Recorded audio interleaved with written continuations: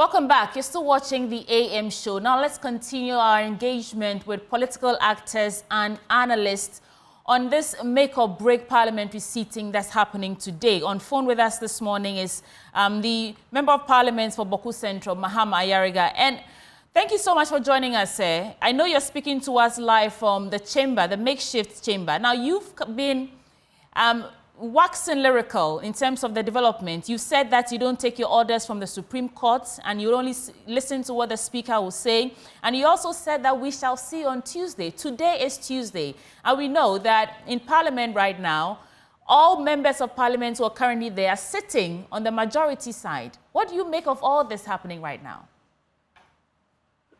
Well, I think that our side gave clear indication on Sunday when we briefed you, the press, and told you that we hold ourselves as the majority caucus in the House. And so we will conduct ourselves accordingly. That is why today we are here in the chamber, and we are sitting on the right-hand side of the Speaker, which is the place designated for the majority caucus in Parliament. So we're just doing what we told you that we will do. But, Mr. Ayariga, there is that injunction asking the Speaker to stay the execution of that, should we call it a ruling? Would it, if you're listening or you only take your orders from the Speaker, would you not rather wait for the Speaker to determine how this day plays out, rather than occupying the seats that are reserved for majority, since this issue is really still, under discussion? Yeah, so that's exactly what we are doing. We have come into the chamber to sit exactly where Speaker said we are supposed to sit. Did the Speaker say that you're supposed to Parliament last Thursday? And so when he comes into the chamber and he tells us that the situation has changed, and therefore we should act differently, then we will do that. So as we sit here, we are sitting according to what the communication of the Speaker on Thursday implies, which is that, we are now the majority caucus, and then we are entitled to sit on this side. The Supreme Court matter was subsequent to the Speaker's communication to us. Whatever order it is that is emanating from the Supreme Court is to the Speaker. When he comes into the chamber, he would communicate that one as well to us, I believe. And he will give direction as to what will happen. But in the meantime, yes. Did the Speaker categorically say that you are now the majority caucus, hence you should occupy that part in Parliament, in the chamber? The Speaker declared 4 seats vacant. And those, out of the 4, 3 were caucusing with the NPP. They were NPP members, and then one was an independent but caucusing with the NPP. Right. So effectively, 3 of their numbers were out, and then one of our own, NDC. Yes, giving out. you 136 seats and the NPP 135. Just do your mathematics. We become the majority caucus, and so we are acting as the majority caucus. It's a simple, straightforward matter. So I don't think that any line of questioning will change that common understanding that the NDC has become the majority caucus and becomes entitled to sit where conventionally the majority sits in Parliament.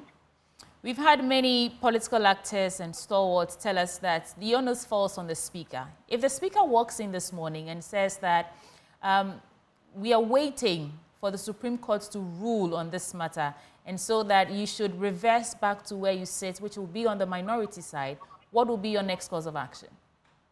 Oh, we will obey the Speaker. Well, okay. Trust me. We will obey anything that the Speaker tells to do. Okay.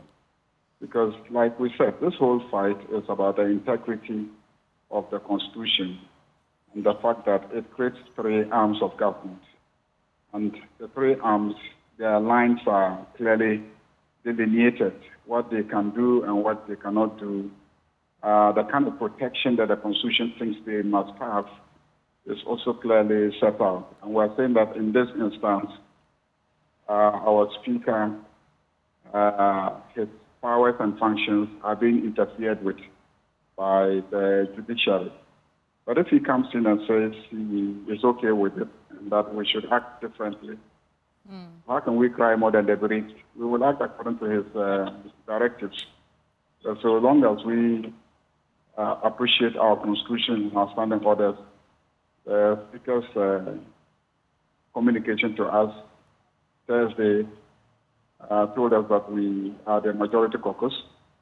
So we're acting according to that communication. And then if he comes and says that there are developments that have changed the circumstances that we find ourselves, we will again, act according to that communication.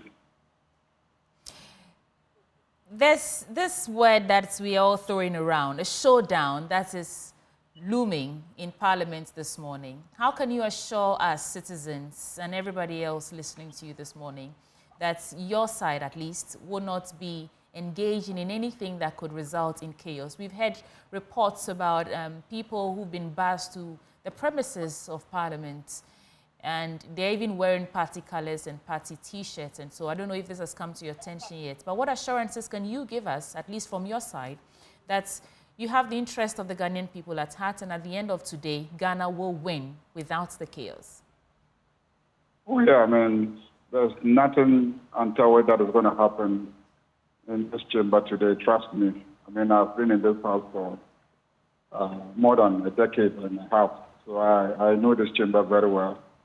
We, the MPs, are very collegial. We are here playing and chatting with each other, both NDC, NPP, except that we will make our point. We will not be violent, and I don't think any member of the NPP is going to be violent.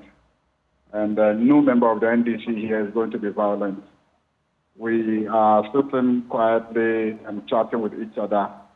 They say they are the majority, we say we are the majority, and then we're all sitting on the majority side, sitting side by side with each other. If you watch, your camera can zoom in, they will see us sitting side by side with one another. We can see that. But we've also seen, Mr. Ayariga, waiting for the Speaker to come. Right, but we've also seen incidents before in the same Parliament where an honorable member, a woman, sat on another person because he thought that was the... We've seen pockets of incidents, should I say, that's, seem like violence before. So the assurance you're giving us is that whatever the Speaker says, you would obey. But there will be no violence and no chaos in Parliament today.